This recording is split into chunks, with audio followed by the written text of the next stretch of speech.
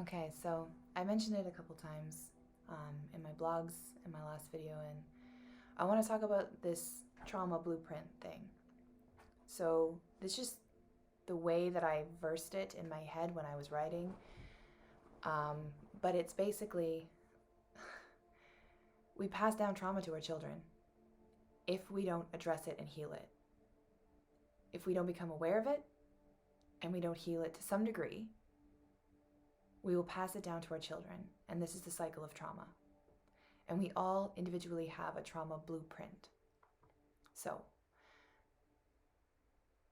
as far back as I can remember, my grandmother, I know the little things I know about her.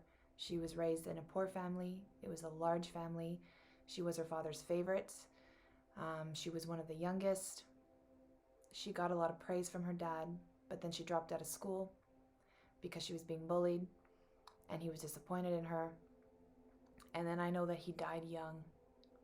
He died when she was young, in her early 20s maybe. And I know that she never really got over that. I know that he was someone who really saw her authentically for who she was and truly loved and connected with her. And then he died. And then I know that she met my grandfather, and I think, he had such a jovial spirit. He made her feel special. He made her feel seen. And while I wouldn't peg them as being the best match statistically, like they lasted a long time, but I feel like she chose him because he made her feel special. Maybe like her dad did. And then they have these kids, and she's young still. And she's working off of this pattern of seeking out comfort, validation, and love from outside rather than from within. Because the validation that she got from her father, not from herself. And then her father died young and left her. I mean, he didn't mean to die, but abandoned her when she could have really needed him. And she needed him and relied on him for emotional needs to be met. And he died, therefore abandoning her. So she meets my grandfather. I think it's safe to say that he filled that void for her to some degree. They have children. When you have a parent who isn't having their emotional needs met in the way of validating, being seen, feeling valued, it can be very confusing because sometimes the parent feels like a parent and an adult, and then other times they feel like a child. And it's because those emotional needs were never met, so in a way they're stunted. So this emotionally stunted person is now raising children. And 2 boys, 1 girl. My mom. Girls need that connection with their mothers. And my grandmother didn't have that connection with her mother. She had it with her father, but she didn't have it with her mother. It was like way, way, way, way back in the day. Her mom was busy as fuck with all these kids. There's like 12 kids. Cooking, cleaning, all this shit, right? You had to be a little harder. Fine. So she didn't get that nurturing. So she didn't give that nurturing. And, my mom got pregnant at 16 because her needs weren't being met emotionally. I mean, period. We can argue all day, but it's period. So the trauma blueprint of my grandmother not having her emotional needs met, not feeling valued, not feeling seen, feeling abandoned, and having those holes and those cracks, and then raising a young woman the same way. So she has those holes and those cracks. And her not understanding why. Why don't I have this love and support from my mother? I'm not feeling connected. I'm not feeling loved. I'm going to go seek that out elsewhere. Because I lost my virginity at 13. We don't have sex at that age. We girls, we don't have sex at that age because we're horny. I mean, yeah, we have hormones and we get horny, but that's not why. We're seeking connection. We're seeking value and validation because not every girl has sex that young. And boys are different because of their testosterone. We don't have that problem. That's not a problem. We don't have that issue. Same thing. Anyway. So she gets pregnant. Her needs aren't being met. And then she has me, and I ended up being raised by the same woman who raised her. So raised in the same way. And, she tried harder, I think. I think I got told I love you a couple of times. I can remember. She tried. She really tried. But it was super uncomfortable for her. It was really uncomfortable for her to say, I love you. Even as an adult, I'd say, okay, I'll see you later. I love you. And she'd be like, okay, bye. And again, there's no blame. There's no blame. It's hurt people hurting people. It's people with unmet needs raising people with the lack and not identifying that there's lack, not acknowledging the lack, and then not doing anything about it, not trying to be different. And this is what happens. And if you've ever heard the story of the alcoholic father with the two sons, one goes on to become an alcoholic, and the other never touches a drop of alcohol in his life. And they both have the exact same reasoning. Why? I became an alcoholic. Well, look at my father. Of course I did. And then the guy who didn't drink, yeah, look at my father. He was an alcoholic. Of course I wouldn't touch a drop of alcohol. Just like I know men who had no father figure growing up, or a horrendous version of a father figure growing up, who are tremendous dads. Tremendous dads. Because they saw their trauma blueprint. They saw absent father, or they saw abusive father, and they said, there's no fucking way I'm going to be that kind of dad. And as soon as I become a father, I'm going to do the opposite. I'm going to be loving. I'm going to be caring. I'm going to be present. I'm going to be the best fucking father I could possibly be, despite the fact that I didn't have one. And that is true and beautiful awareness that not all people have. And so, like, for instance, my trauma blueprint. I mean, the foundation, the coding, it's abandonment. It's 100% abandonment, I understand to the fullest degree, logically, why everything happened in my life and why, my grandparents were the way they were and my mother was the way she was, and et cetera, et cetera. But it's one thing to understand something intellectually, and it's another to understand it emotionally and to accept it. My trauma blueprint is abandonment. And I spent my life seeking out people that I would feel wouldn't abandon me and would satiate my need to be seen and my need to feel valued. And I would excessively try to be an individual. Like, I would excessively, heavily go and go against the grain and do all these ridiculous, stupid things just to get attention and try to be seen as an individual, because I wasn't really given the ability to be an individual. Because my grandmother was fearful that I was going to turn out like my mother, so she was a bit controlling, which made me rebel more, right? You can't. But we all work with this. We all work with some kind of blueprint. And in there is trauma. Not all of us have trauma. Some of us have amazing, loving parents, and just everyday normal stuff happens. And, their biggest worry is like, are they going to do good on their high school exam? And that's beautiful. That's great. They didn't have a lot of adversity. They didn't have a lot of trauma. They didn't have that's beautiful. That's great. But we all have a blueprint that we're working with, and I'm specifically talking about trauma.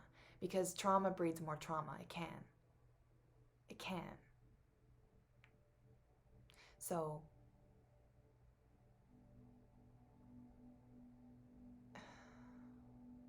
if we sit down and we look at what have we gone through in our lives that's fucked us up. I'm not going to sugarcoat it. What have we gone through in our lives that has fucked us up? I can name a lot.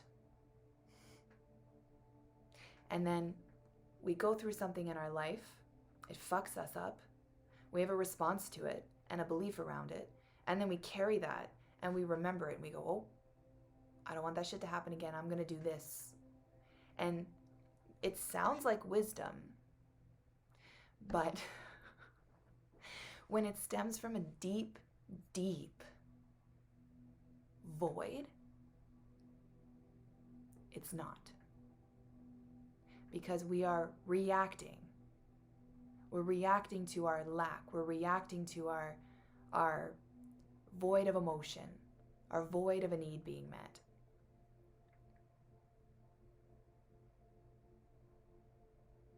So there's a difference between wisdom, like the man who had no father, who became an incredible father, that's wisdom. But the man who had, let's say, an abusive father, who became an abusive father, that's working your trauma blueprint. Why do you think women women are abused by their parents or their mother or father, whatever, and then they get into abusive relationships? They're working their trauma blueprint. That's their version of love. That's all they know. And so instinctively, because, and it's scary, sure, but they haven't done the healing to see why. And they just know that it's a need. They just know that it's a need. I just knew that I needed to feel good because I didn't. However that occurred, it happened. Whether it was drugs, whether it was sex, whatever. I just knew I needed to feel good. I needed to feel like I was seen. I needed to feel like I was special because I did not feel special. I felt like a burden growing up. I was told I wasn't, but I felt like it. When I was told you should just be thankful that we're raising you.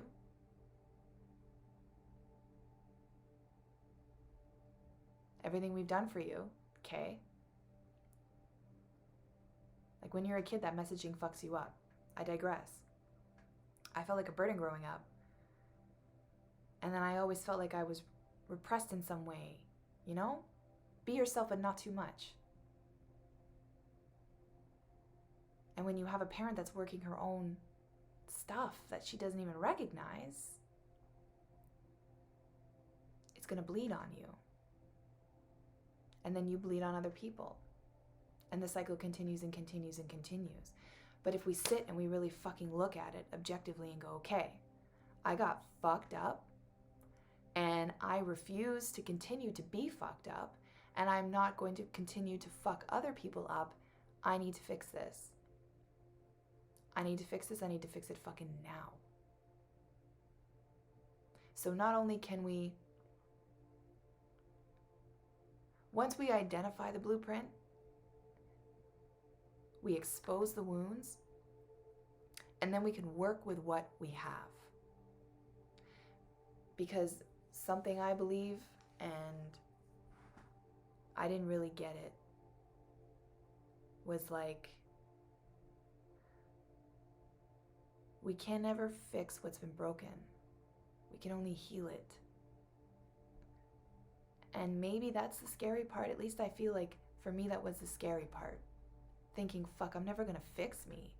Because I'm not. I'm not. I have cracks. I have some serious fucking fucked upness. It's like shattering a glass and then trying to put it back together. You might have all the pieces and you glue them, but you see the cracks. You see that it's not the way that it was. It's still whole, but it's shaped different. Maybe that's the fear. I think it was for me. I think that was the fear for me. I wanted so desperately to get back to that like innocent child. But sometimes you just get scars that run so deep, you're never going to be the same again. But that doesn't have to be a bad thing. Because your scars define you. They're a part of who you are. And if you're able to separate the trauma, if you're able to look at it and be like, okay, this is what fucking happened, and see this is how I'm behaving, or I have behaved, or I potentially could behave based on that trauma, and say, okay, how can I act differently? How can I behave differently? How can I do something that's not this way anymore? Then you are able to turn the pain into power. You're able to utilize that for something better, something purposeful. And then what you went through wasn't for nothing. It didn't just fuck you up. Now you can use that shit for good. Even if it's just to do better in your own life. But I guarantee you being the best version of you will encourage other people to be the best version of themselves. I know people that are just like everyday people. They just have a job, they have a family, they do normal shit. But they are inspiring as fuck. You have one conversation with them and you're like, where did you come from? Are you God? Like what? And it's just this, because they have trauma, they have their trauma blueprint, but they look at it, they saw it, and they went, oh, whoa. I got hella fucked up with all the shit I went through, but I'm not gonna flip that out and send it out to the world. I'm gonna send the world something totally different. So what I mean by trauma blueprint is the things that we've gone through in our life that we're not addressing, that we're not dealing with, and we're bleeding on other people because of it. And if you're a parent, you're bleeding on your kids. Maybe you're not. Maybe you're not. But if you have trauma that you're not addressing, and none of us are perfect. I'm not harping on the parents. I'm just saying, I think it's time for us to just let the fuck go. Let go. What are you holding on to? Why are you holding on to this bullshit story? Why are you holding on to your pain like this behind your back and smiling for all the world to see? And you can't fucking fool me, because I do it. Hello. Been doing it my whole fucking life. And it even took recently someone bringing it to my attention and being like, oh, that's real cute. Look at you all healed. Not. And I was like, what? I mean, part of me kind of knew deep down, but then also I was like, no, I'm healed. Because I've healed this, and this. And they're like, yeah, great, but you didn't address this, and this. And I was like, oh, yeah, good point. Good point. But because you feel like a fraud in your life. You feel like a fraud. You feel like you're not showing up authentically. You feel like you're not really, you just know. You just fucking know. I'm not showing up how I am supposed to show up, how I truly want to show up. I make excuses for myself. I, closet drink. I do whatever. Pop pills when no one's looking. I do whatever behavior you're doing that no one knows about. Only you know. Only you know if you're living a lie. But like someone said to me, and I will say to you, you can act for so long, and you can wear the mask for so long. But eventually you're going to forget your lines, and eventually the mask is going to slip. Not my words. But it's true. It's true. And this is why we get angry and lash out. This is why we abuse drugs and alcohol and sleep with people and do our fucking binge watching Netflix and overeat and get fat or don't eat. That's another skinny people, anorexic people, bulimia.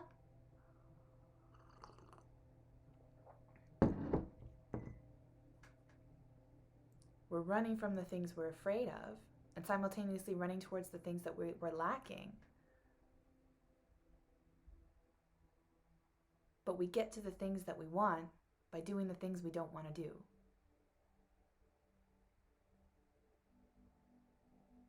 And I see so many people in pain. You're all in pain to some degree. I am too. I'm fuck. I'm in pain.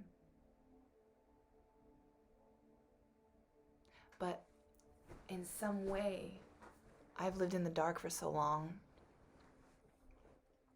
that I'm comfortable here. I'm comfortable as fuck here. Sometimes I live here too long and I forget that there is light and I need to go outside and I need to enjoy the world. There's comfort in the pain. That sounds fucked. Because it's pain. And you've already experienced it once. Why the fuck would you want to experience it again? Okay, but you are experiencing it every single day that you don't let it go. You are experiencing it every single day when you don't take it and flip it on its fucking ass and say, I'm gonna use you, bitch. My video froze, so right in the middle of my powerful speech, I digress. You are allowing yourself to be in pain every single day. You're just microdosing the pain. This is the thing. It's like a reverse addict. You're an addict, but like the reverse somehow. You're microdosing your pain every single day because you're still living in it. You're just not living in it. It's not fucking right here. It's kind of like here. It's kind of like a shadow. It's kind of like someone that just kind of chills in the background, but it's still fucking there because it's running your decisions in your life. Therefore, it's running your life.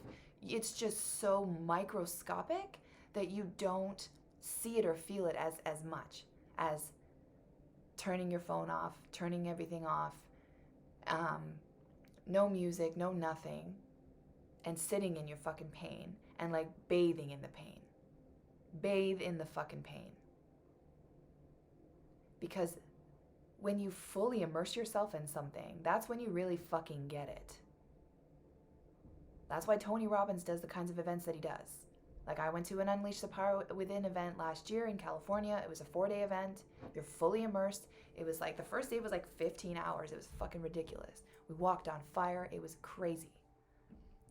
But it's like you fully, I still hear songs because he anchors you, right? Like the playlist, I will hear songs from that event and I'm there.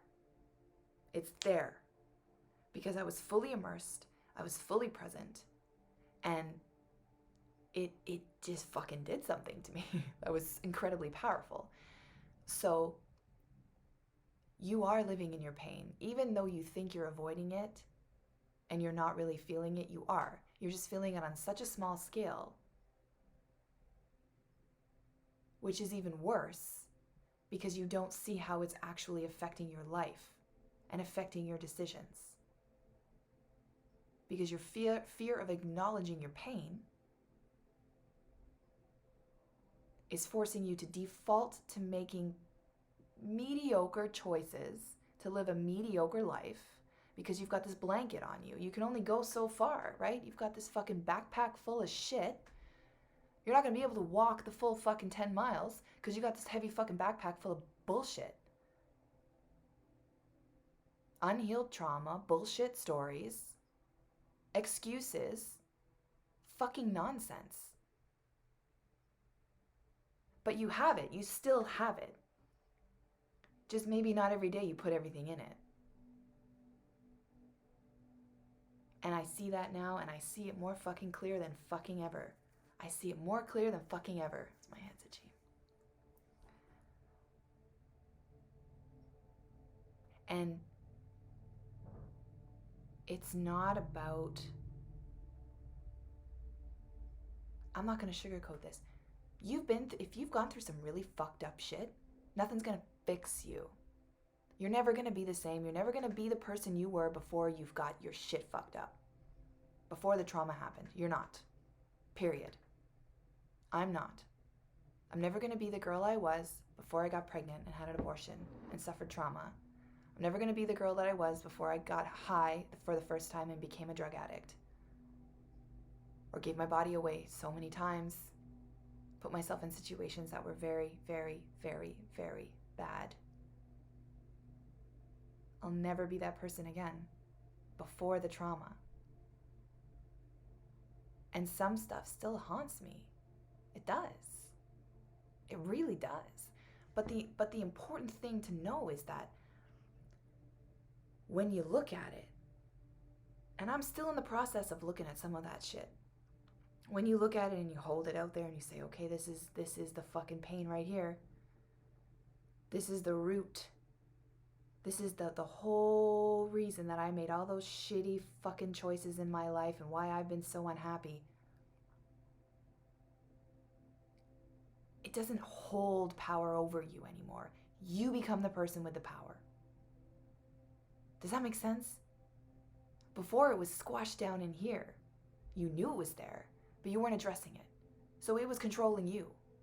But you pull that fucking shit out and you look at it and you're like, there you fucking are, bitch. Now who's the fucking one in charge? Big fucking difference. And then you can be like, okay, I see now because of your stupid ass. I've been making all these fucking choices in my life based on whatever it is for you. Guilt, shame, abandonment. And I'm not gonna fucking do that anymore. Now that I got you by the fucking gonads, I'm gonna make better choices because I see how you've been fucking up my life.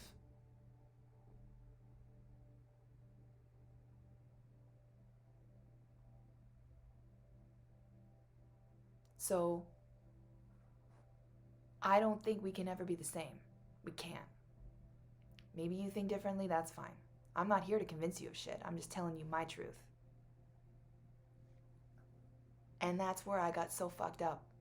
Was I kept trying to be this person that I'm not. This person, this cute, sweet, whatever person, before all the trauma. Before all the bad shit happened. When I was innocent. And I'm not fucking innocent anymore. We all have innocence in us. And I am a bubbly, fun, exciting person, happy, blah, blah, blah. But I'm also a lot of other fucking things. And that's not me all the time. And I was trying to be that person all the time.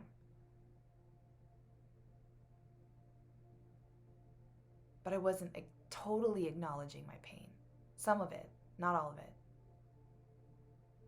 Taking ownership for it and seeing how it's defined me in the good ways and the bad ways. That's the thing, you gotta be real with yourself. How has it defined me in a good way? Well, I'm fucking resilient as fuck.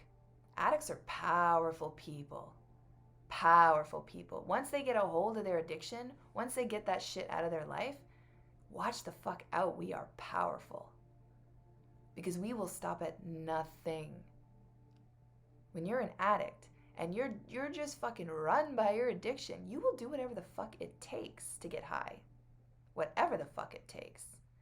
And now that I don't get high anymore, I take that fucking fire and I make a decision to do something and I do whatever the fuck it takes. Because I already have that in me. We're powerful fucking people. But you don't have to go through that shit to be powerful. You've got your own shit. Whatever it is you're running away from, stop running away from it because it's your power. My courage to share my stories, that's my fucking power. My resilience through my addiction, that's my power. My ability to sit in the darkness and the pain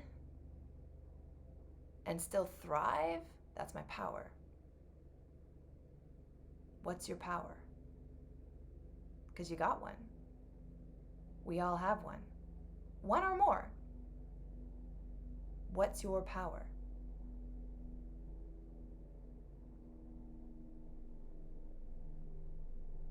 But you won't find out what that is until you sit in the dark. Until you sit in your pain. Until you stop distracting yourself. Until you figure out what your trauma blueprint is. What's your core wound? What is it? What's that one thing that no matter what, it's like an elastic band. You go so far. I would go so far till my fear of abandonment bring me right fucking back. Fucking around with guys I shouldn't be fucking around with. Sabotaging myself. Hiring employees that I knew weren't good for my company, but I liked them and I wanted them to like me, so I'd hire them. Good people just weren't right for my business.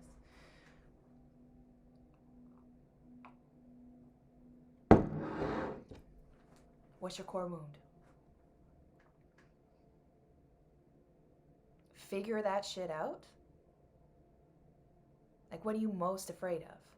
What are you most afraid of? Really, not like, I'm afraid that, like I'm afraid of bees still, honestly. I'm working on it. My dad's like, how are you going to be a coach when you like run away from bees? I was like, touche, Dad. Good point. Go fuck yourself. I'm working on it, okay? Fuck. He had a point, but still. Summer's over, so I have until next year. I actually did, I know I'm sidebarring here, I actually did Let It Be land on me. And Yvonne, if you ever watch this, you know how fucking, we would just run in circles. Like, me especially. But I actually Let It Be land on me this year. And so I'm good with bees. Me and bees we're solid. Hornets and wasps, on the other hand, still a work in progress. I digress. I'm not talking about superficial fears like that. Spiders, nonsense like that. I'm talking like, what's your deep fear? What's your deep fear? Like, when a guy would break up with me, I would literally feel like I wanted to commit suicide. If a friend stopped talking to me, I would feel like my life was fucking over. I'd get in a fight with someone and I'd be like, oh my God, they fucking hate me. I'm a horrible person. All fear of abandonment. My core wound was abandonment. It is. I gotta stop saying was. My core wound is abandonment. So what's your core wound? What's your biggest fear? And how has that made your blueprint? And how does that show up every day in your life? In your decisions that you're making, in the friends that you choose, in the relationships that you choose, in the job that you choose. Like if you had instability growing up, uncertainty and insecurity and all that stuff, did you choose a job that was extremely stable for security purposes? Are you with a person who, did you maybe marry a person that just makes you feel really comfortable, really safe? Not that that's not important, but was that your main purpose? I know some people who have blatantly said, I only married my husband because, I knew he would provide for me. I knew he was good for me. I eventually fell in love with him, but I didn't love him when I married him. I was like, what? But that's a perfect example of living a trauma blueprint. I needed safety. I didn't feel safe growing up. That was part of my blueprint. So I married a man that would make me feel safe. Instead of looking at it, feeling it, acknowledging it, and then saying, okay, well, how can I make myself feel safe? And furthermore, how can I then make other people feel safe? Someone said to me once, because I have a lot of memory keepsakes and trinkets and shit like that. And he said, like, you never really let anything go. You never let people go. You always hold on to some piece of them.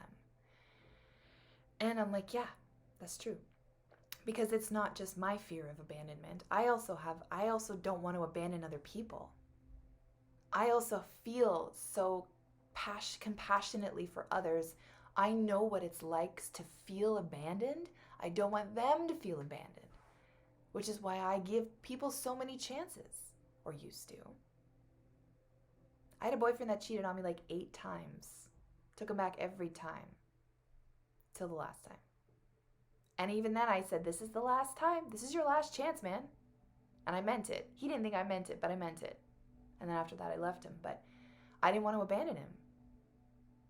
I didn't want to be with him anymore, but I didn't want to abandon him.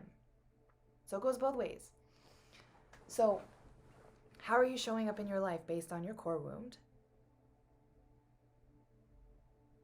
What relationships are you choosing? What job are you at? Whatever. And it's not like you have to uproot your whole life, but maybe you do. Maybe you do. Maybe that's what you need. A little wake up. Because it's not like I'm alive. I'm working through some fucked up shit right now. And I have over the past year. But I've been working on some fucked up shit. Like I'm going back. I'm remembering things that I was like, what the fuck, that happened?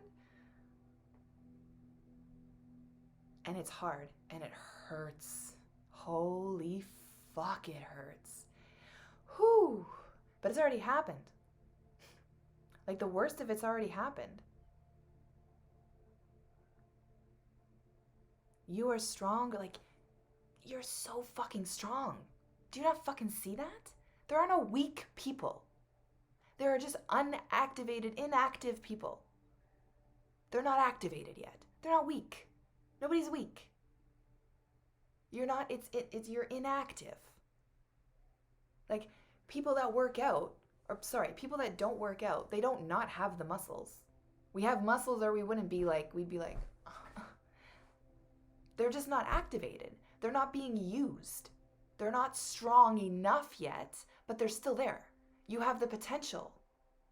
So whatever it is that you're fucking afraid of, stop being fucking afraid and just go deal with the shit. What are you fearing? What are you fucking afraid of? Face it. Once you face it, it holds no more power over you. And then you get to choose the life that you really want to fucking live. And be alive instead of just here. Isn't that what you want? If you don't, then fuck off and go do your thing then. Who cares? Good luck to you. But I doubt it. I really fucking doubt it. You've just gotten so used to, and I say this to me too, you've just gotten so used to, it's okay. No, it's okay. Don't worry about it. It's fine. You're doing the best you can. It's okay. Have that drink. Don't worry about it. Eat that burger. Don't go to the gym. Don't call your friend and apologize for being a dick the other day. Fuck him. Don't worry. It's fine. Is it fucking fine? Are you fucking fine? Handle your shit. I'm handling my shit. You're so much stronger than you fucking realize. I'm telling you, you are.